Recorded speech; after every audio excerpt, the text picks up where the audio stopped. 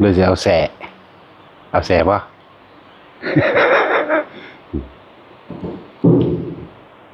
มันถือแสป่ะ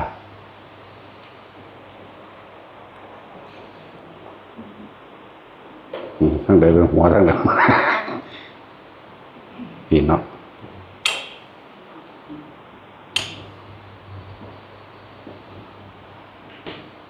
เอาบ่มีตัวนี้มันนี่เนี่ยมันบ่ติดโอ้มันผิดทางบ่ได้แล้วเดี๋ยว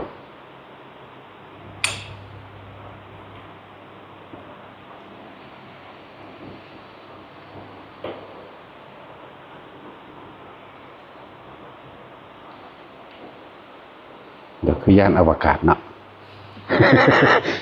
ลื้อเห็นแบบ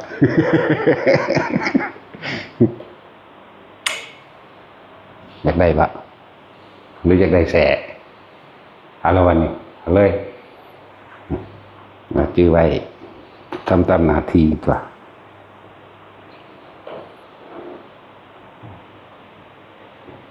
หรือพวกนั้นจะคือโอ้หาวใส่กับน้อยๆนั้น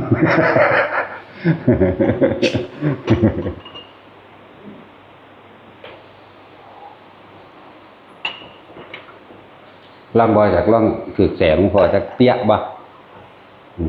ถือเตี้ยที่สองก็เด่น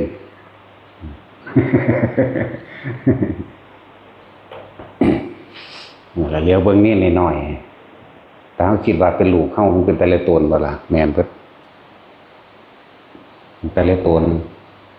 เขาว่าท่านหูจักทั้งไปทั้งมาเขาบ่จังที่พึ่งเลยแต่เขาบ่เป็นที่พึ่งที่เขาแต่เขาบ่เอาธรรมะเอาความจริงนำความจริงของชีวิตของความทุกข์ของความยากของความลำบาก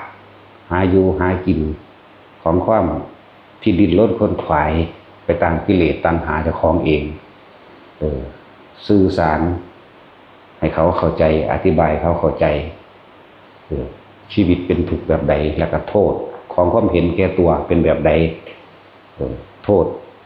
ของการฆ่าการลักโทษของอารมณ์พอใจหรือบ่พอใจนี่โทษของการโกหกทำให้ผู้อื่นเสียชีวิตและทรัพย์สินโทษของการดื่มสุราเมลัยตลอดทั้งของเครื่องดองของมึนเมาต้องมีขาดสติมีโทษแบบใดเฮาบ่ถึงว่าสวรรค์นรกสิมีหรือบ่มีแต่เฮาอธิบายในปกติโดยปัจจุบันชีวิตนี่มันก็สามารถเห็นได้คือว่าถ้าไปทำผิดไปปล้นไปจี้ไปฆ่าไปลักไปทำตามอารมณ์อำเภอใจของเจ้าของเองเป็นทุกข์แบบใดนะไปจิตวะให้ผู้อื่นเสียชีวิตและทรัพย์สินหรือไปดื่มสุราเมลัยตลอดเครื่องดองของมึนเมาเนี่ยขาดสติเฮ็ดอีหยังผิดพลาดทั้งสิ้นถ้าผิดพลาดไปแล้วเฮ็ดให้ผู้อื่นเดือดร้อนความเดือดร้อนก็ตกมาสู่ตัวเองนั่นแหละคือยังเห็นว่าเขาติดคุกเห็นว่าเขาถูกประหารเห็นว่าคนขาดสติกินเหล้าเมายาทะเลาะวิวาทยิ่งกันฆ่ากันแต่ว่าตายก็ติดคุกแต่ว่าติดคุกพิการไปนั่นแหละให้เอาความจริงให้เอาธรรมะให้เอาวิชารักษาตนเองไปปกป้องไปคุ้มครองตัวเองก็โดยตัวเองนั่นแหละพระพุทธเจ้าก็สั่งสอนแสดงมานานแล้วจะเฮาบ่ได้ศึกษาสิ่งทั้งหลายเหล่านั้นมาไว้เป็นเครื่องปกป้องคุ้มครองตัวเอง ในระดับของชีวิตที่มีครอบครัวอยู่เฮาทำมาหากินก็เป็นธรรมดาความทุกข์ความยากลำบากหลายๆอย่างในความบ่มีที่ตัวเองเฮ็ดไว้ก็เลยได้ต้องฆ่าสัตว์มันเป็นเครื่องยังชีพเลี้ยงชีพก็จะไปฆ่าคนลักนี่ก็อย่าให้เฮ็ดทำตามอารมณ์อำเภอใจขอกาเมนคืออารมณ์อำเภอใจเจ้าของเองเด้บ่ได้แม่นว่าผิดลูกผิดเมียหรือว่าข่มขืนเขาหรือไปผิดนั่นนี่ประเวณียัง บ่แม่นแค่นี้เด้คำว่ากาเมนี่ทำตามอารมณ์ความยินดีพอใจของเจ้าของเองเอิ้นว่าเอาแต่ใจพอใจในรูปเนี่ยโอกุมักอีนี่เขาไปจีบเขาบ่ได้เขาไปข่มขืนเขาอันนี้อย่างหนึ่งบ่ล่ะพอใจในรูปในรสในกลิ่นในเสียงในสัมผัสทางกายแล้วก็บังคับข่มเหงผู้อื่นเหตุตามอารมณ์ตัวเองเนี่ยข้อ3มันบ่ได้แปลแค่ว่าแค่นั้นเด้20นัยยะ20อย่างที่เราต้องทำความเข้าใจให้มันแจ้งและการโกหกจังซี่โทษของความโกหกหลอกลวงเฮ็ดให้เจ้าของเองบ่มีความน่าเคารพศรัทธาบ่มีความน่าเชื่อถือไปติดต่อการงานอันนั้นอันนี้จังซี่ผิดพลาดครั้ง1ครั้ง2ครั้งที่3เขาบ่เชื่อถือได้บัดนี้เลยบ่ได้รับความร่วมมือไปเขาก็บ่อยากเอามาเฮ็ดงานนำเด้แต่คนสิตัวเนาะมันเสียเวลาของเขาเนี่ยใจหูโทษแต่เหตุให้ผู้อื่นเสียชีวิตและทรัพย์สินติดไปทางคุกไปทางก็เกิดความอาฆาตบาดหมางกันไปทางทำร้ายกันเลยบัดนะข้อที่5นี่เห็นเร็วๆเลยโดดข้อที่5คือว่าเฮ็ดให้ตัวเองขาดสติด้วยการดื่มสุราขาดสติด้วยการกินยาบ้าเฮโรอีนของมึนเมาทำให้ขาดสติยังกระสร้างมันสิซื้อวางได้กระสร้างแต่ควบคุมตัวเองบ่ได้ควบคุมสติตัวเองบ่ได้นะเรียกว่าเมรยะมัจฉปมาทั้งเบิดมัจฉปมาแต่ปมามาแปลว่าปรมาท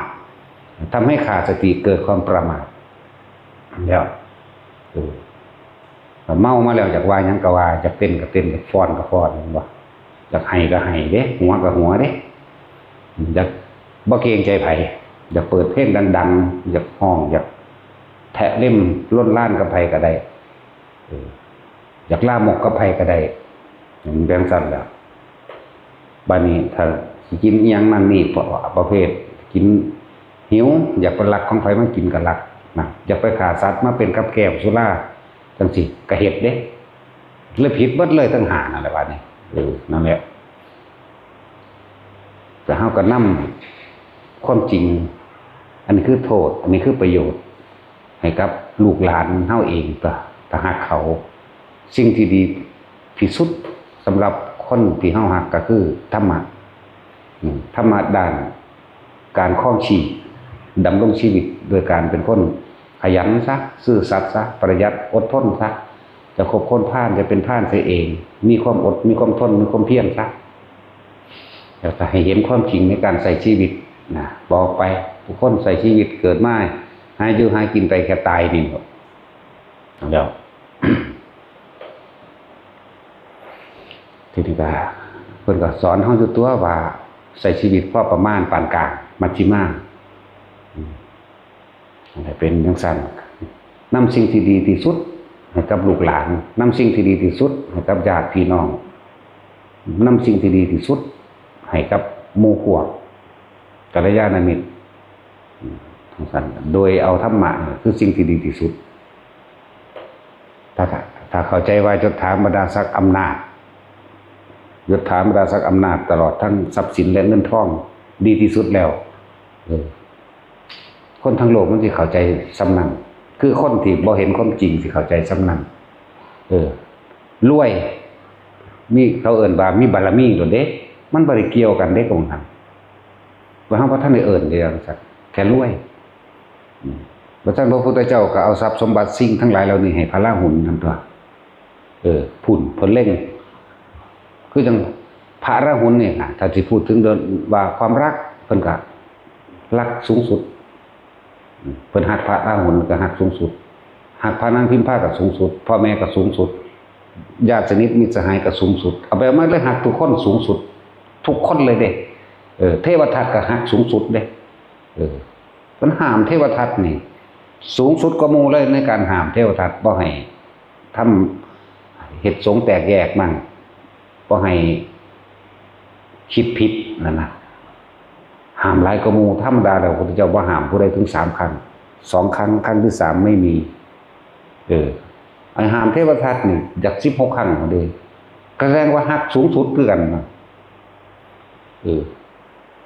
คือพระอานนท์ถามนั่นแหละ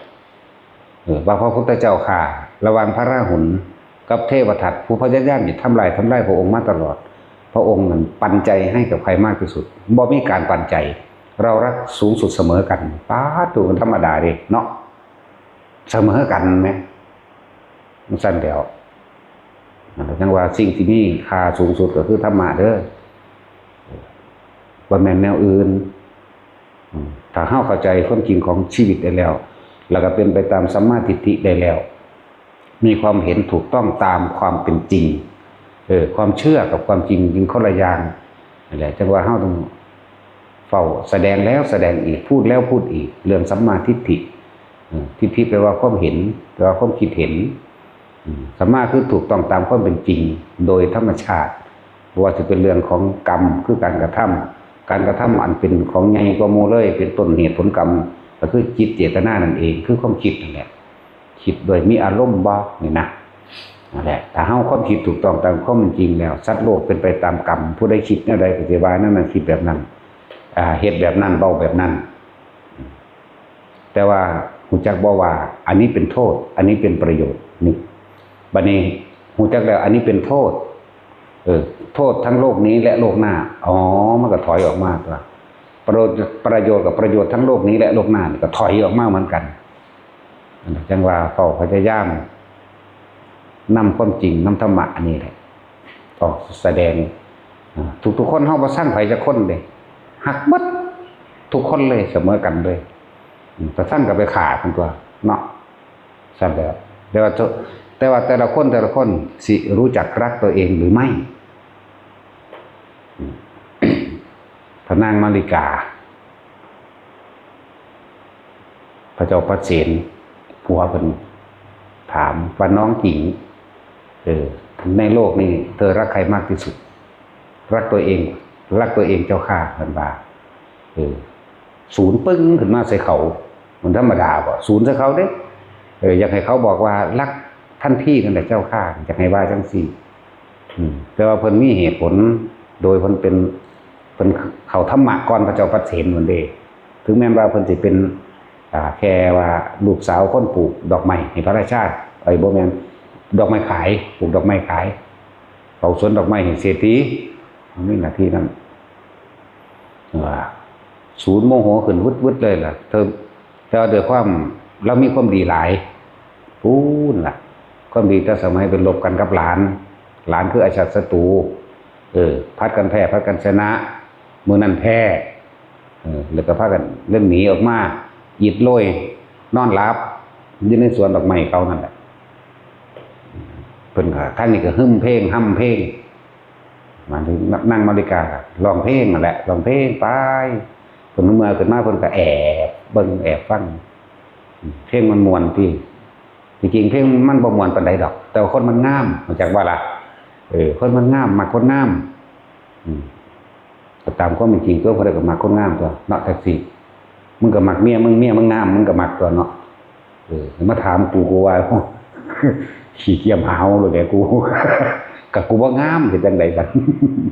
เพิ่นก็ตบมือแปะนั่นแหละทั้งนี้ก็ทูลขึ้นใส่กันนั่นแหละเพิ่นก็เลยนั่นแหละมันก็มักมาแตะพุ่นแหละจนว่ามาเอาไปเบิดครอบครัวแหละบ่ได้เอาแต่นางมาริกาผู้เดียวได้เอาเบิดพ่อเขาก็เอาเด้แม่เขาก็เอาเด้ต้องบอกเอาเบิดได้ญาติพี่น้องเบิดตระกูลเข้ามาทั้งเบิดเลยเข้ามาอยู่ในวังนั่นแหละทั้งเบิดน้อง2-3คนก็เอาเบิดอันเรื่องน้องผู้หญิงเอาเบิดวันในมือหนึ่งเพิ่นก็ขึ้นไปถึงปราสาทขั้นที่7มันก็จีบกันนั่นแหละน้องหญิงเธอรักใครมากที่สุดในปฐพีนี้หม่อมฉันรักหม่อมฉันเองเจ้าข้าศูนย์ขึ้นปึ้งขึ้นทั้งแห้งเลยจากให้ว่านั่นมักเพิ่นบัดนี้เพิ่นมีธรรมะพระพุทธเจ้าเด้เพิ่นก็บอกพระศาสดาตรัสว่ารักใดที่จะเสมอด้วยรักตนเป็นไม่มีเจ้าค่ะบัดนี้ขอให้หม่อมฉันถามท่านพี่คืนมั่งว่าท่านพี่รักใครมากที่สุดนะตอบบ่ได้ก็ได้ยอมรับก็เราเป็นพระราชาเราก็รักเราตัวคนอื่นๆก็ต้องมารักเราวงรุ่นนะคนอื่นคือมาสวาวิภักดิ์ มายินมาย่อมกับเพิ่นเข้าใจว่าล่ะเพิ่นก็เรียกว่าเพิ่นฮักเพิ่นคือกันแม่ก็คือว่าตอบว่ารักน้องหญิงมากที่สุดนี่คือสัจจะเห็นบ่ผมฉันก็ตอบตามความเป็นจริงแล้วบ่ได้มีเสียแสงแข่งทำเลยรักใดที่จะเสมอด้วยรักตนเป็นไม่มีดูดังว่าพระองค์นั่นแหละเวลาอันใดดีอันใดถ้าเป็นอาหารอร่อยที่สุดพระองค์ปรารถนาต้องการที่จะเสวยหรือไม่ก็ต้องการนะทำไมไม่ให้คนที่รักก่อนนะแต่ว่าการมีเยอะยิ่งอ้างว่าก็เราเป็นกษัตริย์เราต้องกินก่อนล่ะดังนั้นแล้วนั่นแหละ หลายอย่างเยอะดอกเขาจะคุยกันเป็นว่ารักใดที่จะเสมอด้วยรักตนเป็นนั้นมีถ้าพวกเฮาหักเจ้าของสงสารตนเองรู้แล้วความเกิดเป็นทุกข์อันเราควรกำหนดรู้แล้วกำหนดรู้ว่าอย่างความเกิดเป็นทุกข์กำหนดรู้ว่าทุกข์แบบใดทุกข์เพราะมีความแก่ทุกข์เพราะมีความหิวร้อนหนาวทุกข์เพราะมีความเจ็บป่วยแล้วทุกข์เพราะมีความตายแล้วความเจ็บปวดหิวร้อนหนาวนี่บ่มีบุคคลผู้ใดผู้หนึ่งจะสามารถที่จะห้ามความหิวความร้อนความหนาวความเจ็บความปวดความป่วยและความตายให้กับบุคคลผู้ใดได้นั่นแหละคนได้ฟังธรรมชาติอันนี้เพิ่นก็เข้าใจยิ่งลงไปอีกบุคคลที่เฮาหักเด้อพยายามสอดแทรกสิ่งเหล่านี้คนเฮาก็ถูกเพราะความคิดนี่แหละเขาไปยึดในสิ่งต่างๆที่ตัวเองคิดว่าดีที่สุดนั่นแหละบ่มีหยังดีที่สุดแล้วก็บ่มีหยังเลวที่สุดแต่มันไม่มีดีที่สุดมันก็ต้องมีเลวที่สุดในโลกนี้จึงมีทั้งคนดีและคนเลวเฮาสังเกตต่อของโลดโตเฮาเองยังมีทั้งดีและเลวไหมนั่นว่าแท้คือเฮาต้องยอมรับตัวเองเด้ของบางอย่างเฮาก็หวงของบางอย่างเฮาก็บ่หวงในตัวเฮาเองมีดีและเลวในตัวเองมีเห็นแก่ตัวและบ่เห็นแก่ตัวในตัวเองเนี่ยของบางอย่างเฮาก็หึงหวงของบางอย่างเฮาก็บ่หวงนั่นแล้วที่สิปล่อยทั้งหมดเลยต้องอาศัยปัญญาของพระพุทธเจ้านั่นบ่ล่ะปล่อยทั้งหมดเลยจังว่าทุกอันเราควรกำหนดรู้ในตัวเองเด้อไปก็ดีประสบการณ์ไผมันคนสมัยเก่าก่อนนี่พวกนี้ผ่านกันไปหารับจ้างดำไร่ดำนาเกี่ยวเข่าตัดอ้อยปลูกมันหลายอย่างทุกบ่ล่ะได้อดได้ทนจากการเว้ากระทบกระเทียบกันกระแนะกระแหนเสียดสีกันดูถูกกันได้อดได้ทนทุกบ่ล่ะนั่นแล้วได้อดได้ทนเพราะว่าหยังเพราะว่าอยากได้เงินอยากได้หาความอำนวยความสะดวกสบายให้กับครอบครัวนั่นมันก็ทุกข์เกิดจากสิ่งอันเป็นที่รักเนี่ยมันก็ไหลเข้ามาบาระบัดเกี่ยวกันเบิดนั่นแหละถ้าซื้อว่าเกิดล่ะเกี่ยวกันเบิดเหมือนกันกับเพราะสิ่งนี้มีสิ่งนี้จึงมีเพราะมีอวิชชาเป็นปัจจัยจึงมีสังขารเพราะไม่รู้เห็นบ่จึงมีความคิดนึกปรุงแต่งไปต่างๆนานาดีมั่งเลวมั่งเห็นแก่ตัวมั่งไม่เห็นแก่ตัวมั่งเฉยๆมั่งนั่นทั้งหลายแล้วนี่ล้วนแล้วแต่เป็นความเข้าใจผิดคิดว่าจึงเป็นปัจจัยมันเกิดสังขารจึงเป็นปัจจัยมันเกิดวิญญาณรับรู้อารมณ์ความรู้สึกในความพอใจและไม่พอใจวิญญาณจึงเป็นปัจจัยมันเกิดนามกับวิญญาณรวมอยู่ในวิญญาณเวทนาสัญญาสังขารนั่นแหละนามก็เลยเข้าใจว่าล่ะวิญญาณจึงเป็นปัจจัยมันเกิดรูปเห็นป่ะนามมันรูปเห็นป่ะทั้งสั้นแล้วมีนามมีรูปกายเฮาเองนี่เพราะว่าเฮาบ่ฮู้เฮาจึงแสวงหาแต่สิ่งดีๆมาใส่ตัวเองมาเลี้ยงตัวเองนี่นั่นว่าล่ะเนี่ยเฮาเกิดมาแล้วนามรูปเป็นปัจจัยมันเกิดอาจตนะนี่ตาหูจมูกลิ้นกายใจอายตนะจึงเป็นปัจจัยมันเกิดสัมผัสหรือผัสสะนั่นเองคำว่าผัสสะนี่เกิดสำเร็จรูปเลยเด้ตาเห็นปุ๊บมักเลยมีบ่ตาเห็นปุ๊บสั่งเลยมีบ่ตาเห็นปุ๊บเฉยๆมีบ่มีนั่นแหละผัสสะก็ดีผัสสะสามกับเวทนาเนี่ยเห็นบ่มันเกี่ยวกันเลยเด่นเนี่ยความรู้สึกพอใจไม่พอใจหรือเฉยนั่นแหละนามรูปเป็นอาจจะเป็นปัจจัยมาเกิดผัสสะหูได้ยินถือว่าเป็นเพลงเนาะมวนเลยมีบ่มีกับมันมาความพอใจนั่นแหละบ่มวนเลยมีบ่ ก็มีแม่นว่าซั่นก็มันบ่มักมันบ่พอใจซื่อๆนี่แหละเฉยๆมีบ่ก็มีแม่นว่าซั่นนั่นแหละนี่ก็มันสำเร็จรูปเลยเห็นบ่ตาเห็นปุ๊บหูได้ยินปุ๊บจมูกได้กลิ่นปุ๊บพอใจก็บ่พอใจก็มีหรือเฉยๆก็มีอย่างซั่นแหละเกิดเวทนา3บ่เวทนาเป็นปัจจัยบังเกิดตัณหาถ้าพอใจเด้ดิ้นรนแสวงหาแม่นบ่นี่แหละตัณหาแต่บ่พอใจเด้ผลักไสไล่ส่งนี่ก็แสวงหาเพื่อให้มันออกหนีคือกันเด้มันว่าล่ะจังซั่นแล้วเฉยๆก็มีเนี่ยเป็นจังซั่นล่ะบัดนี้คำว่าวิภวตัณหาคือหยังวิภวตัณหาก็คือความบ่พอใจในสิ่งที่มีนั่นแหละอยากปรับปรุงอยากเปลี่ยนแปลงมันบ่ล่ะจังซั่นแล้วแล้วตัณหา3คือเรียกว่าพวกตัณหา3ลึกคือเรียกว่ากามตัณหาพอใจในอารมณ์ความรู้สึกที่พอใจหนักกว่าหมู่อยู่แล้วกันบ่ถ้ามันมีกามตัณหาตัวนี้ก็มันก็มีภวตัณหาเข้าใจว่านี่คำว่ากามตัณหาคือความยินดีพอใจในรูปในรสในกลิ่นในเสียงไม่กระทบสัมผัสเกิดความรู้สึกพอใจเป็นบ่ล่ะเป็นในความพอใจนี่หรือไม่พอใจกับช่างบัดนี้จึงเป็นปัจจัยบังเกิดภพนั่นบ่ล่ะกามภพรูปภพบ่อรูปภพบ่ทั้งสั้นแหละภพ3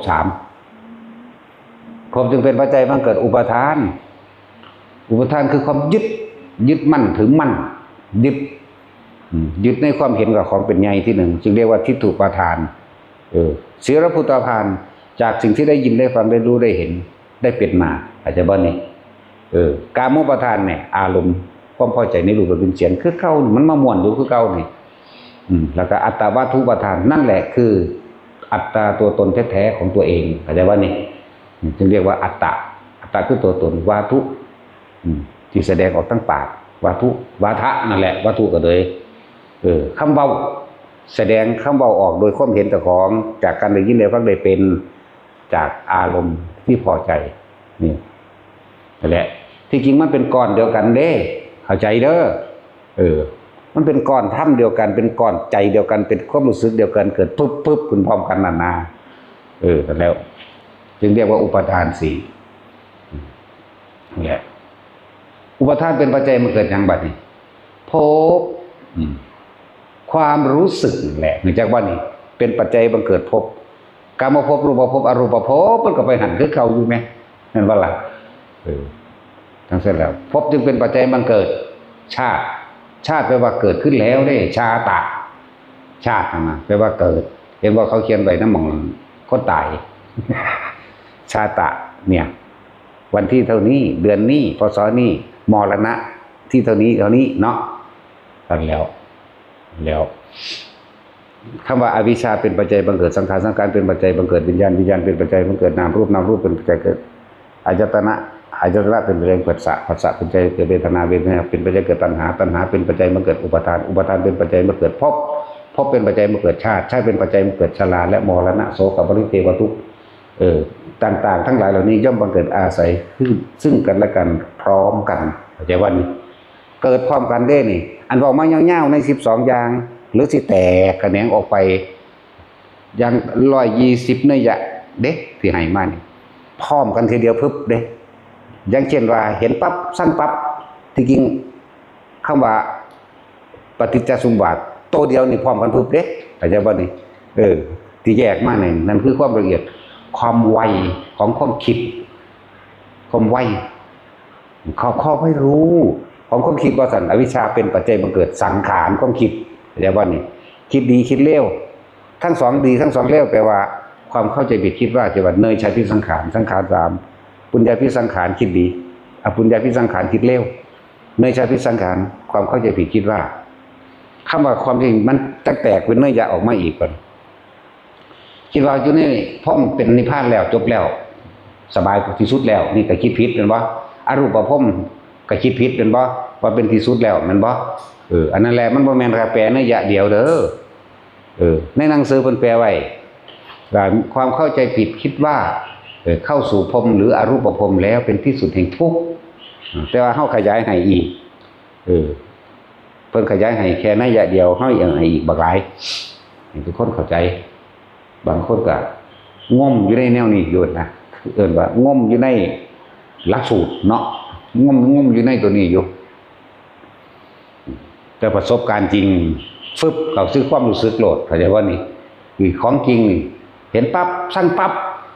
ปฏิจจสมุปบาทเบิดเราเด่นนะมันจะว่า12อย่างนี่หลวงปู่หลวงตาเฮาพ่อแม่ครูอาจารย์เฮาเพิ่นเว้าปัจจัยการ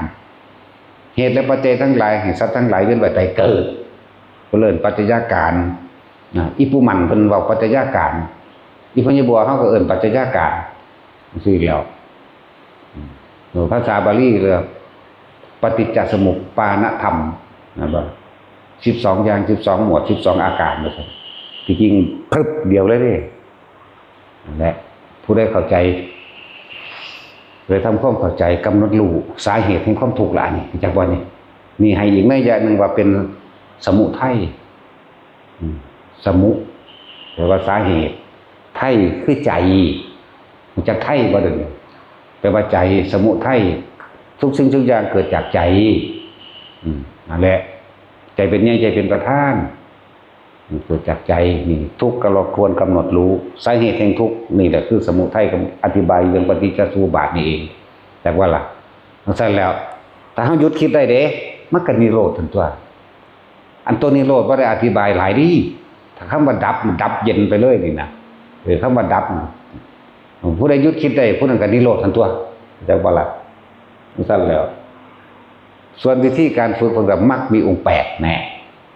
ทุกข์สมุทัยนิโรธมรรคฟังแล้วฟังมันเข้าใจถ้าว่าจังซี่มันอาจจะงงอยู่เนาะเพราะว่าบ่มีผู้ใดมาใส่คิดคนเด้เฮาคนแล้วคนอีกคนในนี่ได้บ่แม่นไปคนในหนังสือเด้คือแต่ว่าพระพุทธเจ้านี่ทรงเรียกว่าระลึกนึกถึงบทใดมากที่สุดบทเหตุและปัจจัยทั้งหลายคือเพราะสิ่งนี้มีสิ่งนี้จึงมีแล้วเพิ่นก็ไล่ลงมานี่เด้ไล่ลงมาเพิ่นเองนี่เด้บ่แม่นไล่หนังสือเด้อย่างก็เพราะมีการเห็นนี่เป็นปฏิจจสมุปบาทบ่เพราะมีการเห็นจึงเป็นเหตุให้การคิดเพราะมีการคิดจึงเป็นเหตุให้เกิดความรู้สึกว่าพอใจมั่งไม่พอใจมั่งหรือเฉยๆเห็นบ่ล่ะเมื่อมีการคิดสรุปเห็นว่าความพอใจแล้วจึงมีการดิ้นรนและขนขวายอาจจะบ้าใบเมื่อมีการดิ้นรนและขนขวายในขณะที่ดิ้นรนขนขวายย่อมมีสิ่งต่างๆกระทบกระทั่งทำให้เกิดความไม่แน่นอนคิดว่ามาเขาคิดว่าเขาจะรักคืนบางที่เขาไม่รักก็ได้เขาปฏิเสธก็ได้จึงเกิดความไม่พอใจแม่นว่าล่ะนั่นซะแล้วบางที่ก็ทิ้งได้คือเฉยออกไปเสียเนี่ยนั่นแหละเพราะสิ่งนี้มีสิ่งนี้จึงมีอิมัสสมิงสติอิทังโหติก็เลยก็อันนี้แหละจากบาลาแต่ว่ามันสิว่าพุทธวจนะว่าดิกับพุทธวจนะอยู่แล้วบ่เอาคำสอนพุทธเจ้ามาสอนจะเอาไผเพียงแต่ว่าเฮาบ่เว้าศัพท์บางสิซื่อๆเห็นบ่ล่ะคนมันบ่เข้าใจสึงหลึงเบิดนี่ล่ะลองถามมึงดูผู้ใดผู้หนึ่งอยู่นี่รู้จักบ่สึงหลึงอันนั้นว่าสึงหลึงเห็นสั่นแล้วเนาะแต่ที่สึงหลึงคือกันแต่ที่ก็เลยวันสิฉลาดเพราะได้ตอบโต้คุณแม่ปึกก็มูอีกนี่สั่นแล้วแต่จังหวะทุกอันเราควรกำหนดรู้คำว่ารู้หยังรู้ว่าร่างกายนี่บ่เป็นของเจ้าของก็ได้นี่เห็นบ่นี่ทุกเพราะว่าเฮาเข้าไปยึดในร่างกายนี่ของกูแล้วตัวกูของกูแล้วนี่ร่างกายนี่กำหนดรู้ว่าร่างกายนี่ไม่ใช่เรามันบ่ใช่เราแบบใดมันเจ็บมันปวดมันป่วยแต่มันเป็นของเรามันก็ต้องเป็นไปแต่อำนาจใจของเราที่อยากให้มันเป็นแม่นบ่มึงอย่าป่วยมึงอย่าเจ็บเหยียบน้ำตุ๊บมึงอย่าเจ็บมีดบาดมึงอย่าบาดเอาถ้าว่าใดพวกหลังปวดเอวต่างๆปวดหัวปวดแขวมึงอย่าปวดนี่แม้กำหนดรู้ไหมเมื่อรู้แล้วมันก็เข้าใจว่างใจของตัวมึงอย่าหิวมึงอย่าห่อนมึงอย่าหนาวมึงอย่าเจ็บท้องมึงอย่าปวดท้ายมึงอย่าปวดเงียวเดี๋ยวนี้เห็นบ่ล่ะมึงอย่าเฒ่าวันนี้เห็นเขาตายมึงจะตายคือเขาเด้อแม่นบ่ก็มันบ่แม่นของเฮาเนี่ยมันก็เข้าใจกันตัวโอ้ยมันบ่เป็นของเฮาเนี่ย มันก็ว่างจิตลงได้ยอมรับกับมันตัวนี่แหละเอิ้นว่าทุกข์อันเราควรกำหนดรู้เมื่อรู้แล้วก็เป็นเหตุแห่งการละการว่างเป็นไปตามลำดับถ้าสิเว้าโสดาสกิทาคานาคาอรหันต์ก็เลยอรหันต์ปึดเดียวบ่ได้คิดหยังเด้อยากว่าล่ะจังซั่นแล้วคือพระหยังพาหิยะบ่หลงซื่ออยู่ด้วยเด้พระจิมพิระพระพาหิยะนี่หลงซื่อนั่นแหละเป็นธรรมดาเราก็ค่อยๆคิดไปอันเราควรกำหนดรู้เมื่อเรารู้แล้วเขาเป็นเหตุในการเข้าถึงความจริงรู้แล้วยอมรับมันอย่าไปฝืนมันเพราะธรรมชาติทั้งหลายมีความเกิดขึ้นเป็นธรรมดามีความตั้งอยู่และแปรปรวนไปเป็นธรรมดาและมีความดับแตกตายเป็นธรรมดาเนี่ยเราก็ยอมรับกับมันเองเนี่ยแต่จึงบอกว่าทุกอันเราควรกำหนดรู้นี่สิกำหนดรู้ตัวใดก็กำหนดรู้ไปพี่กำหนดรู้ทั้งเบิดโดยเลื่อนร่างกายนี่เบิดร่างกายเดี๋ยวบ่เป็นของเฮาจักอย่างคือปวดสัวเฮาขึ้นรถอยู่จังซี่ปวดเหี่ยวนี่เนาะมึงจะปวดตอนนี้เนี่ยมันก็ปวดก็ธรรมชาติมันเป็นเนาะกายมันเป็นแค่เครื่องอาศัยของใจซื่อๆเด้เนาะนั่นแหละแต่ว่าเขาว่าจิตเป็นนายกายเป็นบ่าวซะมึงหันเป็นทาสกายมันสิบ่าวติเว้าผิดเด้อน่ะเนาะจิตเป็นนายกายเป็นบ่าวมันบ่แม่นใจเจ้าละ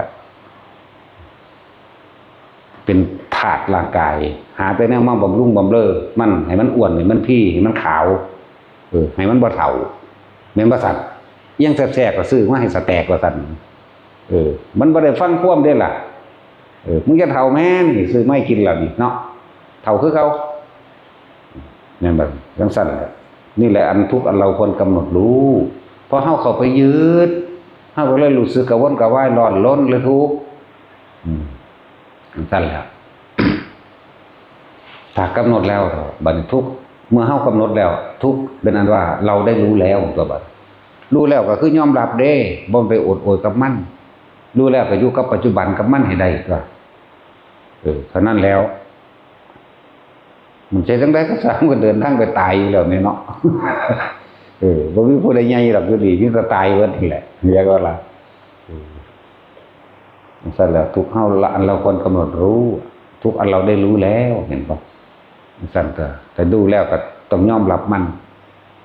จะจังได๋ก็สร้างครับต้องตายอยู่แล้วสาเหตุแห่งทุกข์คือหยังของตันตัวสาเหตุแห่งทุกข์แล้วก็สมุทัยสาเหตุแห่งทุกข์ก็คือความบ่รู้ของเฮาเองล่ะคืออวิชชาเป็นปัจจัยบังเกิดสังขารสังขารเป็นปัจจัยบังเกิดวิญญาณนั่นแหละนั่นเดี๋ยวจังซั่นแล้วเพราะว่าบ่รู้คิดเข้าข้างตัวเองเอิ้นว่าคิดดีคิดเร็วกว่าเข้าข้างตัวเองคือกันนั่นแหละนั่นแหละจังซั่นวิธีดับทุกข์เพิ่นก็บอกแล้วตัวลมหายใจรัดเอาโลดหรือว่าหาแต่ไปเรียนรู้มากทุกคนเข้าใจว่าถ้าทุกคนเข้าใจยอมรับว่าร่างกายบ่เป็นของเฮานะผู้อื่นก็บ่เป็นของเฮาคือกันนั่นแหละเห็นบ่ล่ะแต่คนส่วนมากมันเป็นธาตุร่างกายดีมันเลยหาความยอมรับยากผู้ใดก็อยากผิวขาวซื้อมาแนวให้มันเต่งตึงมึงตึงเข้าไปผู้ใดเฒ่าก็หมู่อยู่ดิแกบ่ใส่เอาไปแต่งเหล้าในนั้นเราสิเต่งตึงอยู่ว่าเนาะเตบเสพอยู่คือเก่าตัวผู้ใดเฒ่าก็หมู่เอาไปแต่งย้อมเข้าไปย้อมผมก็เลยเนาะถ้าเข้าไปถ้าหน้าให้มันเป็นแก้มแดงชมพูเว้ยมันเปื่อยยางๆอยู่คือเก่าแหละนั่นแหละนั่นแหละแต่ของเป็นธาตุร่างกายนี่ว่าคิดเป็นนายกายเป็นบ่าวบ่แม่นเจ้าเป็นธาตุของคิดเจ้าเองแหละเจ้าก็มาบำรุงร่างกายเจ้าให้มันตึงๆเนาะอีหยังดีอีหยังแสบอีหยังงามซื้อมาใส่มันประดับมันประสันธาตุร่างกายมันเป็นธาตุใจเจ้าดอกถึงขั้นจิตบ่ได้เป็นนายดอกกายมันเป็นนายแต่เวลาคนเข้าใจธรรมะแล้วมันจังสิค่อยๆเข้าใจเองดอกอ๋ออย่างนี้นี่เองท่านและจังว่าแต่ละคน การกระทำต่างๆสารพัดเกิดขึ้นจากความคิดซะก่อนพยายามนึกคิดถึงแต่สิ่งที่มันเป็นประโยชน์ซะอันใดที่มันเป็นประโยชน์ต่อโลกนะเฮ็ดไปเลยไม่ต้องสนเฮ็ดไปเถอะเฮ็ดไปจนตายนั่นแหละคือเอาเฮ็ดทีเดียวนี่แหละอันใดที่มันเป็นโทษอันใดที่บ่เป็นประโยชน์มันจะไปเฮ็ดหยังมาก็เฮ็ดไปโลดล่ะเฮ็ดไปเลยผิดกฎหมายบ่ผิดกฎหมายก็เฮ็ดไปโลดมันบ่ผิดดอกถ้ามันเป็นประโยชน์โดยบ่ได้รังแกเบียดเบียนผู้ใดผู้หนึ่งเสียชีวิตและทรัพย์สินมันก็เป็นประโยชน์ทันตัวประโยชน์ตนเองก็เกิดขึ้นอยู่ก็สบายไปทางใดหมู่ก็ฮักก็คิดถึงตัวคนเฮาสิคิดถึงกันเพราะว่ามีผลประโยชน์เด้แต่คำว่าดีเนี่ยอย่าเว้าคนซุมื้อเนี่ยมันว่าจากคำว่าดีแล้วอันใดเป็นประโยชน์ต่อเขาสิคิดถึงเฮาเนาะแต่ว่าเฮาอย่าเอาประโยชน์คืนเด้อย่าเอาผลประโยชน์คืนอย่าเอาเด็ดขาดเฮาบ่ได้อยากได้ผลประโยชน์คืนเด้ไผสิว่าดีไผสิว่าเลวเป็นเรื่องของผู้ว่าเด้บ่แม่นเรื่องของเฮาแม่เนาะมันขึ้นอยู่กับผู้ว่าคนเด้มันขึ้นอยู่กับผู้ว่าจังซั่นแล้วผู้ใดว่ามันก็ว่าออกจากความรู้สึกเจ้าของนั่นแหละจักว่าล่ะดีชั่วกับปากเขาใจเขาเด้ส่วนเรานี่ทำทิ้งอย่างเดียวบ่หวังผลประโยชน์ใดๆทั้งสิ้น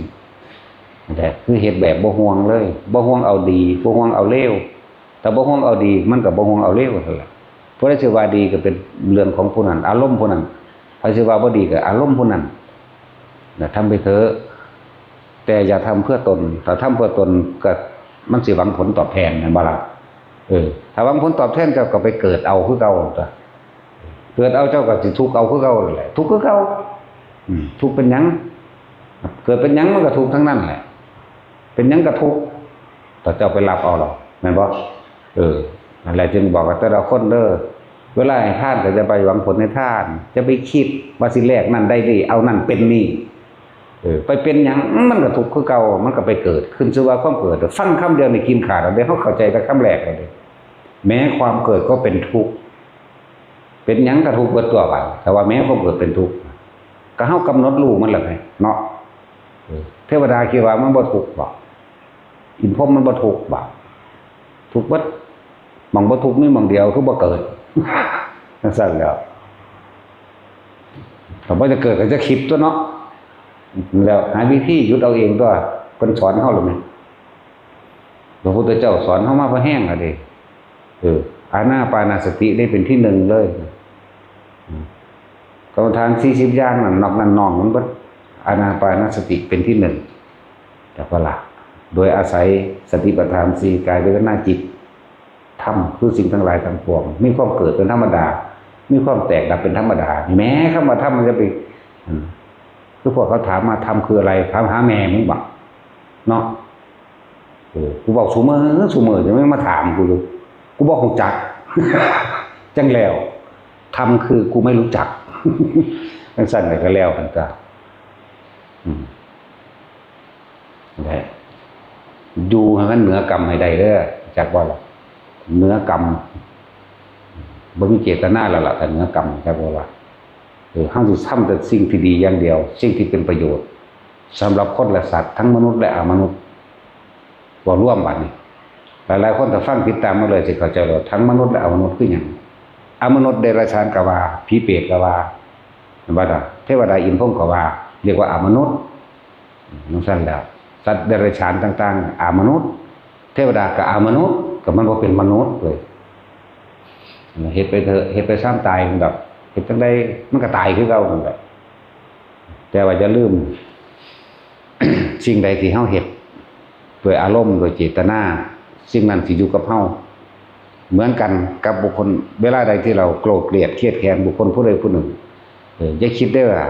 ถึงเขาจะตายไปแล้วก็ช่างแต่ที่ไหนได้บ่แม่นเรายังอยู่กับเขาจะว่าล่ะอยู่มาไรเอาบ่แม่นมาอยู่นำกันแบบนี้เด้ใจเฮาอยู่จักว่านั่นแหละมันเกิดจิตติดที่ไหนย่อมไปเกิดที่นั่นตัวนั้นแต่จะเป็นจุดประกายนี่ที่ให้เหตุนี่เฮาคิดเรื่องนั้นเรื่องนี้อารมณ์เกิดขึ้นพบเกิดเราเด่นอารมณ์คือตัวพบเด้อฟังดีๆชัดเจนโลด บ่ต้องไปแปลมันดอกบาลีเคยศูนย์บ่เคยโมโหบ่เหตุจากความโมโหนั่นเพราะว่ามันบ่ได้ดังใจเจ้าของนั่นบ่หาแต่โมโหให้ผู้อื่นเด้เตะต่อไม้ก็ศูนย์ล่ะแม่นบ่ล่ะมันทางบ่ได้โทษเจ้าของเด้ว่าเจ้าของบ่มีตาเนาะแต่มีตามันสิเตะถึงบ่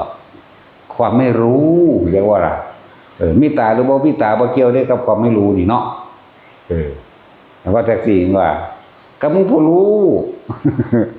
เขาบ่รู้เขาเตะถึกกับมันบ่รู้นั่นแหละพยายามออกจากความคิดนี่ให้ได้อย่าเชื่อเจ้าของถ้าเชื่อความคิดเป็นไปตามความคิดต้องอยู่กับความว่างให้ได้ว่างจากสิ่งที่มีว่างจากสิ่งที่เห็นว่างจากสิ่งที่ได้ยินได้ฟังว่างให้ได้ต้องหาวิธีเพิ่นสอนเฮาคักแล้วลมหายใจอานาปานสติแปลว่านึกถึงหรือทำความรู้สึกอยู่กับลมเข้าและลมออกบ่ต้องตามสั่นตามย่าวอยู่ในโพรงจมูกเลยนั่นแหละอยู่ในโพรงจมูกโลดความคิดของเฮามันบ่ไปหาหมูหาหมาหาแมวทางใดแม่ความคิดของเฮามันบ่ได้หาไผเลยเด้นั่นน่ะบ่ได้ไปหาบุคคลที่รักและที่เกลียดนั่นบ่ล่ะจังซั่นแล้วอยู่ไปเถอะต่อมาถ้ามันอยู่กับลมหายใจเป็นแล้วต่อไปมันก็เกิดอาการปิติทั้งตัวปิตินี่เฮาหมายเอาตัวอุณหภูมิหน้าผากโลดนิ่มน่วงอยู่กลางหน้าผากโลดนิ่มๆน่วงๆอยู่กลางหน้าผากหรือบางคนก็ว่าเสียวๆบางคนก็ว่าต้นๆโยนๆบ้อนๆเย็นๆก็ว่าไปอยู่มื้อเดียวโลดมันเป็นขันธ์2มันเป็นของมันเองดอกตัว2ตัว3ตัว4ก็เป็นเองนั่นแหละแล้วเฮาอยู่รอบพอประมาณปานกลางเอาเด้อสติปัญญาหยังก็เกิดขึ้นพร้อมกันที่ว่าอยู่ประมาณโดยชั้น2นั่นแหละเข้าใจว่าล่ะอยู่ประมาณแบบนั้นทำก็คิดอย่างนั้นแม้การคิดก็คิดไปหน้าทั้งโดยตามความเป็นจริงคือโดยธรรมนั่นแหละโดยตามความเป็นจริงเด้แม้ความคิดที่แทรกขึ้นจากสิ่งที่เห็นก็สร้างความรู้สึกมีอยู่แต่ว่ามันก็โดยตามความเป็นจริงว่าเป็นอนิจจังเป็นทุกข์เป็นอนัตตาเองนี่ตามความเป็นจริงบ่ควรถือเอาดอกแต่จิตมันนิ่งแล้วมันถือว่าไหวบ่ไหลตามอารมณ์เด้เรื่องว่าจิตตั้งมั่นอยู่ในฐานแห่งจิตหรือรู้สึกเนี่ยนี่เรียกฐานที่ตั้งของจิตก็ว่าจิตตั้งมั่นก็ว่านี่สมาธิแปลว่าจิตตั้งมั่นอยู่ในฐานนี้คือฐานแห่งความรู้สึกตัวทั่วพร้อมก็ว่าหลายคนนั่งบ่เข้าใจคำว่ารู้สึกตัวอยู่เด้ทำอะไรก็รู้กวาดบ้านก็รู้คิดเบิ่งดีๆได้ว่าแต่ของกวาดบ้านหรือล้างจานมันอยู่น้ำจานจักบ่มันอยู่น้ำจานมันอยู่ในคราบสกปรกมันอยู่ในนั่นตัวนั้นพี่ความรู้สึกตัวอยู่พี่รู้อยู่แต่ให้รู้สึกตัวพี่รู้ว่าทำอะไรก็รู้อยู่แต่นี่รู้โดยนอกเข้าใจบ่รู้โดยในพี่ได้กันให้เอาตัวในพี่ได้บ่ซั่นว่าจิตในจิตบ่หรือเวทนาในเวทนาบ่แม่นว่าล่ะเวทนานอกมันหยังแต่เวทนานอกพอใจคนนั้นมั่งไม่พอใจคนนั้นมั่งเฉยๆกับคนนั้นมั่งเหมือนบ่มีเวทนานอกเด้เวทนาในเวทนาต้องเป็นกลางนี่แหละอุณโลมนี่แหละเวทนาในเวทนาผู้ใดเฮ็ดเป็นแล้วก็คิดเอาเองนั่นแหละเว้ยเนาะหรือว่ามีความคิดเปรียบคิดเทียบด้วยตัวเองคิดเปรียบคิดเทียบด้วยตัวเองแต่กูออกจากความรู้สึกนี่อุ้ยกูสิศูนย์ในพวกนั้นพวกนี้โลดนั่นบ่ล่ะแต่กูเข้ามาในนี่ก็ซื่อๆอยู่ได้ล่ะแน่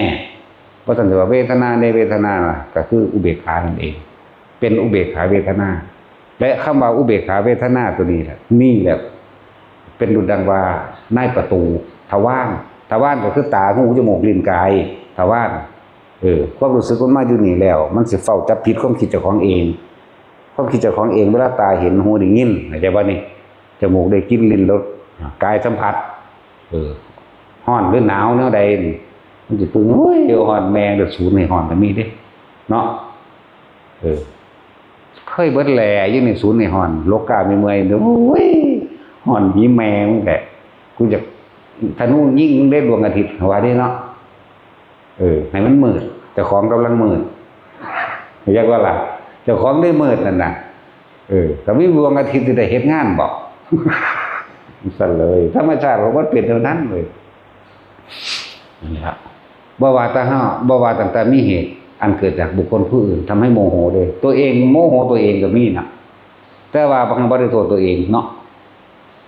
คือมีไงบัวใสนั่นเด้ครับคือตำครั้งเราเจ้าของไหมเปิ้งคือละศูนย์ว่าเขาเฮ็ดเหย้าโหดเอามีดไปฟันทิ่มมึงดูโอ้ย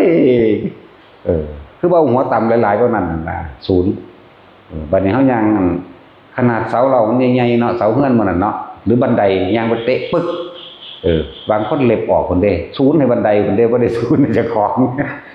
คือว่าเตะบ่เนาะเตะมันแข็งหักหล่นมั้ยน่ะเพิ่นไปโมโหอันอื่นนู่นเด้แหละบ่ฮั่นแต่ว่ามีบุคคลอันของเกี่ยวเด้จังซั่นแหละแต่มีบุคคลของเกี่ยวนั่นแหละจิตมีที่ตั้งเตะบันไดกับจิตมีที่ตั้งเด้อหัวตำค้างเราก็มีที่ตั้งตำไม้ก็มีที่ตั้งนะตั้งอยู่ใส่กับตั้งอยู่อันแต่ของคิดว่าท่านบันถึงนั่นแหละมันโมโหแต่ของยางบ่เบิ่งทางเองไปคลองมันเครื่องหญ้าลมเซ่ไว้ก็เพราะว่าเด้อันหลังกลับมาใส่รถเด้ศูนย์ไปดึงถิ่มได้บาดนี้โอ้ยทั้งนั้นแหละเนี่ยจะสิไปว่าสาหยังก็ว่ามีผู้อื่นถ้ามีผู้อื่นย่อมเข้าใจว่าล่ะมีคู่อาฆาตแต่ว่าถ้ามีผู้อื่นแต่ตัวเองก็ยังโกรธอาฆาตตัวเองนะครับมันนั่งบ่สั่นตัวเองเด้เนาะนั่นแหละก็ว่ารักใดที่จะเสมอด้วยรักตนไม่มีดอกทุกคนแต่หากเจ้าของเองเจ้าของมันพ้นออกไปจากความคิดเด้อพ้นออกไปเลยเมื่อเฮาหักตนดีแล้วเนี่ยรักตนดีแล้วเสมอด้วยตนดีแล้วเกิดในความรักตัวนี้มันจะแพร่กระจายออกไปหาผู้อื่นเองดอกจากว่าล่ะเมื่อมันเห็นถูกกำหนดรู้แล้วกายนี่ก็บ่เป็นของตนกายนี่แตกสลายแน่นอนกายนี่เจ็บป่วยกายนี่เป็นภาชนะรองรับความเจ็บปวดทุกชนิดกายนี่เป็นร่างของโลกเป็นภาชนะรองรับโลกวัตถุชนิดเด้กายนี่มีความหิวเกิดขึ้นกายนี่มีความร้อนเกิดขึ้นกายนี่มีความเย็นเกิดขึ้นกายนี่มีความหนาวเกิดขึ้นกายนี่ปวดหัวเองมันกายนี่เจ็บท้องกายนี่หิวบ่เป็นของเจ้าของจักอย่างนี่มันเห็นมันก็ยอมรับนั่นแหละมันเห็นแล้วเห็นก็บ่ว่าตาเห็นแล้วมันก็เห็นทั้งในทั้งใจเห็นทั้งความยอมรับกำหนดรู้สาเหตุที่ถูกก็อยากนั่นแหละสิมีอย่างบาดแม่อันนี้นี่เองก็ฝึกตนเองก็ ฝึกตนเองก็ฝึกตนเองเห็นตนเองแล้วรู้เท่าทันความคิดจิตในจิตเป็นมรรคเข้าใจว่าผลการเห็นความคิดเจ้าของก็เป็นนิโรธทั้งตัวมันบ่คิดต่อแล้วมันก็เศร้าคิดตัวของจักว่าล่ะมันก็ดับพึบฝึกดูเข้าด้วยครับที่แรกก็รู้ตามเสียก่อนรู้ไปรู้มามันก็รู้ทันเองหรอกเป็นธรรมดาคนฝึกบ่แม่นได้เลยแต่ถ้าจะไปเทียบคือพระหยังพระพหิยะบอกบรรลุธรรมเร็วที่สุดพระพหิยะนั่งเขาชาญตายมาตั้งสมัยพระพุทธเจ้ากัสสปะคนเดียวนั่นน่ะจริงๆมันพร้อมเต็มที่แล้วเด้นั่นจากบ่สมัยนั้นน่ะภิกษุ5องค์เขาไปเป็นเพี้ยนสมัยพระพุทธกัสสปะผู้นึงบรรลุอรหันต์จบไปแล้วผู้นึงบรรลุอนาคามีผู้นึงสกิทาคามี2องค์นี้ผู้นึงได้ฌานถึงพระรัตนตรัยนั่นแหละแต่ว่าโดยอกุศลกรรมบางอย่างก็เลยมาเฮ็ดให้หลงผิดอยู่เห็นบ่ล่ะอีกผู้นึงก็ไปเป็นสุนัขตาริชวีนั่นเด้แล้วว่าจิตสิหาตัวคนตัวนั้นกรรมอันนี้ก็มาให้ตัวเจ้าของคือเขากรรมไปหาตัวคนจากว่ามันให้เลยมันเป็นสุนัขตาริชวีนั่นน่ะเป็นจังซั่นมาค้าขายน้ำมูเรื่องมันแตกคนที่บรรลุธรรมที่ได้บรรลุอรหันต์ขาดจังได้ก็ว่าตายตรงนั้นก็ว่าตายตรงไฟก็ว่าใหม่เด้อแต่จึงบอกว่าให้ทุกคนสั่งสมสิ่งที่เป็นกุศลไว้เถิดเมื่อมันถึงเวลามันนั่งเป็นเอาเองดอกเฮาบ่รู้ดอกแต่เฮาทำความดีอย่างเดียวทำสิ่งที่เป็นประโยชน์อย่างเดียวนั่นแหละเฮ็ดไปเถอะเลือดแตกบ่เสื้อผ้ามันขาดติหิวก็หิวอยู่ดอกทำทาคนก็เห็นแล้วก็เข้าใจว่าเป็นพระอรหันต์จังว่าล่ะถ้าไปยืนขาเดียว กินล่มมั่งกินนั่นมีเอาไว้มันกินขี้นั่นแหละหมู่ที่เป็นอนาคามีอยู่ชาติที่แล้วใช่ว่าลงมาบอกพระพุทธเจ้าเกิดแล้วจะมาตัวคนชื่อนี้ให้ยอมรับเด้อนี่พุทธเจ้าเล่งพยานเห็นแล้วอ๋อครับว่ามาโปรดเอาดิสัตว์ทั้งสั้นตัวกรรมตัวคนก็เลยตัวเจ้าของเรียกว่าล่ะมันบ่ไปใส่เด้สมัยก่อนปัญหาตัวคนตัวคนเสียเงินเสียทองหลอกลวงเขาสมัยนี้มาเกิดเป็นสุนัขตาดุจรีผู้ประพฤติธรรมดุจดังว่าสุนัขเลื่อนว่าสุนัขตะนึกสั้นแหละแต่ว่าหมาแปลว่าหมาผู้ประพฤติตัวดุจดังหมาเด้อบ่มีไผกล้าเว้ายันบาปมันมีเจตนามันสิไปบาปมันทางใดเนาะรู้สึกว่านี่ก็แล้วแต่นั่นแหละพุทธเจ้ามาแสดงธรรมให้ฟังให้ยอมรับความจริงฟังธรรมบ่กี่บทบรรลุอรหันต์ได้นั่นแหละแต่มาบวชพระพุทธเจ้าส่วนพระพาหิยะนั้นเพิ่นตายในชาติจักว่าแล้วเพิ่นก็เที่ยวถามผู้นั้นถามผู้นี้สุดท้ายแล้วว่าพระพุทธเจ้าเกิดขึ้นแล้วบัดพระพุทธเจ้าบิณฑบาตอยู่กันย่างน้ำก้นเพิ่นไปเรื่อยๆเลยครับฮอดกลางบ้านก็ถามขอพระองค์แสดงธรรมเถิดฮอดนั้นก็ถามพระพุทธเจ้าก็เบิ่งให้มันเต็มที่ซะก่อนเพราะตอนนั้นสิยึดบ้านเราเพิ่นแสดงธรรมแสดงธรรมว่าสิ่งทั้งหลายทั้งปวงบ่ควรเข้าไปยึดมั่นถือมั่นบรรลุซ้ำมันคั่นแล้วเร็วเนาะ1อสมไขยแสนกับเด้อันที่เพิ่นเฮ็ดมาเข้าใจบ่ยังไม่เอาแต่ยอดมันได้เฮาพยายามสร้างเหตุซะอย่าเอายอดถ้าคิดถึงยอดคิดถึงผลเลยเอาผลเลยมันบ่ได้มันค่าคิดเรียกว่าล่ะนั่นแหละแต่พอได้บวชนี่ล่ะเรียกว่ามันมีเหตุบ่ให้ได้บวชมั่วส้นตายนะก็ไปขวางเขาบวชนั่นแหละมันจักว่าล่ะไปขวางเขาบวชได้นั่นก็สิเว้าเรื่องอดีตเพิ่นนะพระองค์หนึ่งจากสว่างได้ละที่เห็นความดีของเพิ่นทำเขตสุดยอดแหละแต่ว่ามีกรรมอันนึงที่อยู่ในท้องแม่บาดเข้าไปเผาท้องแตกปุ๊ลอยไปข้างอยู่ตั้งต่อใหม่นะคือว่ายังล่ะกัสสปะบ่หรือยังฮะโสปากะเนาะนั่นแหละโสปากะเขาสิพลิกศพเขาเอาตะปะตักแหลมๆแท่งเขาเอาไม่พลิกศพนะแท่งไปแตกปุ๊เด็กน้อยอันนี้โสปากะพุ่นขึ้นไปข้างอยู่เทิงนั้นต่อไม้น่ะก็มีหญ้ารองรับไว้เด้หญ้าค่ามีหญ้าค่าปกรองรับไว้ปอกลงในหั่นเดียวก็มีคนเอาไปเลี้ยงนี่แล้วก็บวชบรรลุธรรมเฮาบ่ฮู้ดอกว่าหยังเป็นอีหยังเฮาบ่ฮู้อดีตอนาคตทางแล้วชาติแล้ว อดีตซุมื้อนี้ยังพอชื่อจำได้แน่เนาะจากว่านี่อดีตเรื่องศาสตร์พวกมันสร้างมันครับนี่อนาคตว่าท่านได้เกิดไปสิไปรู้เด้อนี่คือบ่เอากับปัจจุบันเน้นย้ำปัจจุบันเด้อทำดีหยังก็สั่งให้ทานโดยไม่หวังผลในทานบ่มีกิจผูกพันในผลแห่งทานบ่มีการสังสมในความอยากได้เลยอยากเป็นแม้อรหันต์ก็บ่ต้องอยากเป็นเฮ็ดไปเลยขาดออกไปเลยก็จะว่านี่มันต้องเป็นดอกว่ามันสิเป็นอันคำว่าเป็นนี่เป็นคำสมมุติขึ้นมาเว้าให้กันฟังซื่อดอกอย่าว่าล่ะผู้เพิ่นบรรลุจริงๆแล้วเพิ่นบ่เป็นหยังเด้บรรลุจังได๋กูก็บ่ฮู้จักคือกันเด้ไปจังซั่นติมันเป็นซื่อๆก็เป็นคำเว้าซื่อๆอย่างเรื่องสั่นตัวเฮ็ดไป ก็เลยว่าให้ทุกคนอยู่ในปัจจุบันให้เป็นให้ได้ลมหายใจก็เรียกว่าปัจจุบันขณะกุณาโลมก็เอิ้นว่าปัจจุบันเหมือนเดิมปัจจุบันในความรู้สึกตัวลมหายใจนี่ก็แม่นเกิดยังขึ้นพยายามกลับเข้ามาร่มก่อน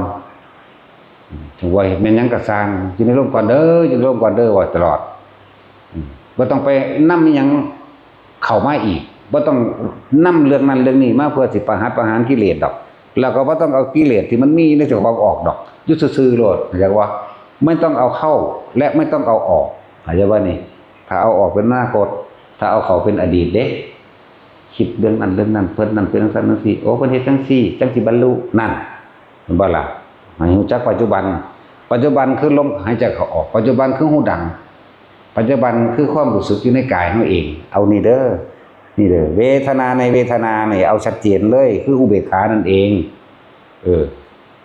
ถ้าเฮาคิดแล้วก็มีความรู้สึกอยู่กับผู้อื่นมันสิเป็นอุเบกขาได้จังได๋บ่แม่นว่าล่ะเคยศูนย์บ่100,000,000%ถ้าเกิดมานี่ศูนย์หลายก็ดีนั่นอีก 99%เนาะที่ซื่อๆนี่บัดเอาลบซะเนาะบ่ค่อยมีนะนั่นแหละจังว่าทุกคนน่ะเฮ็ดไปเถอะปัจจุบันจึงสำคัญนักนะบ่ต้องไปหวังหยังทานก็บ่ไปหวังผลกับมันแล้วก็อานิสงส์ของอานาปานสตินี่นะคนที่ป่วยเป็นโรคก็ทุเลาเบาบางและหายแต่บ่หายก็ตายแต่ว่าตายแล้วต้านตายเด้รู้จักบ่นี่บางคนตายได้อรหันต์เลยบางคนตายอนาคามีก็มีคืออานิสงส์ของลมหายใจอย่าบ่นี่นั่นแล้วเงินป่วยคนที่ป่วยฟังดีๆเด้อผมดูแลคนป่วยก็ดียัดเยียดธรรมะให้โลดอย่าเอาแต่ใจเพิ่นเข้าหลายยัดเยียดธรรมะให้เปิดธรรมะให้ฟังอธิบายธรรมะให้ฟังไปฟังมาเข้าใจเองดอกตะกี้มันสิโอนโอยเองดอกตะกี้กูคือบ่ฮู้จักแนวนี้แล้วให้ขึ้นดอกปิติเกิดเองนั่นแหละไปเฮ็ดมาเอาเพิ่นคือว่าอยู่ในหูดังซื่อๆก็อยู่ตัวบัดนี้อยู่ไปจนมาประกอบเพิ่นก็แสดงอยู่แล้วนี่คือเฮาแสดงอยู่เดี๋ยวนี้แหละความเกิดเป็นทุกข์แบบนี้หิวอ่อนหนาวแบบนี้ความเฒ่าความแก่ชราบังคับบ่ได้ร่างกายบ่เป็นของตนโอ้มันแม่นของเพิ่นเด้เนาะนี่มันยอมรับหรอเห็นบ่นี่เฮ็ดจังได๋สิบ่เกิดเพิ่นว่าอยู่ในลมหายใจโลดเนี่ยเจ้าสิเกิดเป็นหยังก็ทุกข์ทั้งนั้นทุกข์กับความเป็นบ่กี่ลังอย่างยืนทุกข์กับความเป็นอนัตตาทุกข์กับความพลาดพลาดจากสิ่งที่รักเขาบ่ตายจากเฮาเฮาก็ต้องตายจากเขาโอ้มันแม่นเด้เนาะเกิดเป็นหยังก็แม่นคือเพิ่นแต่กี้เลี้ยงหมาก็ฮักหมาคิดถึงหมาสั่งหมาเลี้ยงแมวก็ฮักหมาฮักแมวสั่งแมวจังซี่แล้วโอ้ในความรักก็มีความเกลียดน่ะไปนั่นล่ะโอ้มันยังก็บ่เที่ยงจังอย่างเนาะนี่ไล่ไปสุดท้ายแล้วเฮาก็ต้องตายจากสิ่งที่มีเห็นบ่ล่ะและสิ่งที่มีก็ต้องตายจากเฮาเหมือนกันนี่มันก็อยู่ได้บ่เนี่ยมันคิดจนเบิดคิดแต่มันก็เศร้าคิดมันก็กลับมาลมหายใจเสือกตายซ้ำไปอรหันต์เด้แต่แบบเข้าใจบ่นี่1ฟังธรรมก่อนตาย2ใครควรด้วยตนเองได้อรหันต์เจ้าพวกเจ้าต้องหมั่นในชาติซะก่อนเด้อซ้ำเฮาบ่ทันได้ป่วยรู้จักบ่นี่แต่ว่ามันป่วยมันก็เกิดพุ่นล่ะถ้าเว้าเรื่องป่วยเห็นบ่ล่ะ มันเป็นโลกความเกิดก็เป็นโลกความเกิดก็เป็นภัยมาอยู่แล้วนั่นแหละสำหรับพวกเบิ่งพ่อเบิ่งแม่ป่วยหรือเบิ่งไผป่วยก็สร้างเขาพระเจ้าเอาธรรมะเอาสิ่งที่ประเสริฐสูงสุดให้เขาเอาอริยะเอาความบ่เบียดเบียนไผอีกอริยะแปลว่าผู้บ่เบียดเบียนเด้อย่างน้อยๆบัดนี้สำหรับคนที่ตายในลมหายใจอนาคามีเด้แปลว่าผู้ไม่หันกลับมาโลกนี้อีกเด้คือบ่เกิดอันอื่นๆอย่าไปฟังเด้คนว่าบ่ให้เชื่อโดยตำรากระซ้างของจริงกูก็เห็นแล้วเข้าใจว่าล่ะมันก็ต้องเชื่อตำราล่ะซะก่อนเชื่อเป็นแนวทางบ่แม่นเชื่อโดยบ่เฮ็ดได้ล่ะฟังดีๆเด้อความเชื่อเป็นเพียงแค่ความรู้จำถ้าไม่นำมาปฏิบัตินี่จะไม่ได้ความจริงจากบ่ล่ะจังซั่นแหละคือเฮาอ่านพระไตรปิฎกที่แรกเนาะเถียงไปนำเลยแต่ว่าบ่ขัดง้างบ่ขัดแย้งเข้าใจบ่กูต้องเฮ็ดให้ได้แต่กูบ่ได้กูบ่เชื่อเด้จังว่าจังซี่เด้มันเป็นจังซี่ทดสอบทดลองคือหั่นแหละแต่เจ้าของบ่ฮู้ด้วยตนเองบ่ผ่านเด้บ่ยอมอย่างเดียวบ่ยอมเจ้าของเพิ่นว่าชาตินั้นชาตินี้เฮ็ดกสิณบ่เฮ็ดเบิด10อย่างพุ่นล่ะอสุภะ10เฮ็ดเบิดเลยฮอด10พุ่นอสุภะมุนมีตีแหลกเลยบัดนี้เส้นผมนี่โดยประมาณ 900,000 เส้นไปเลยได้บาด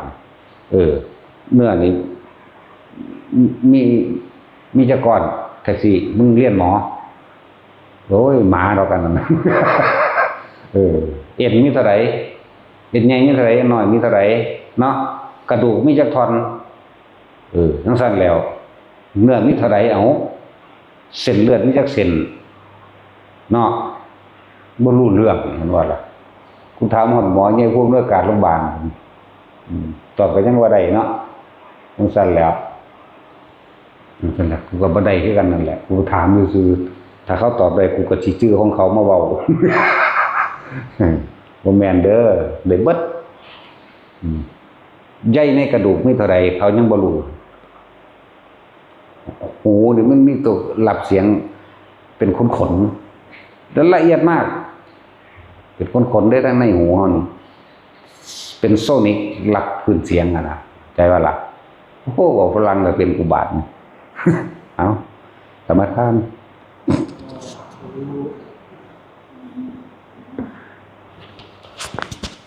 นะโมตัสสะภะคะวะโตอะระหะโตสัมมาสัมพุทธัสสะนะโมตัสสะ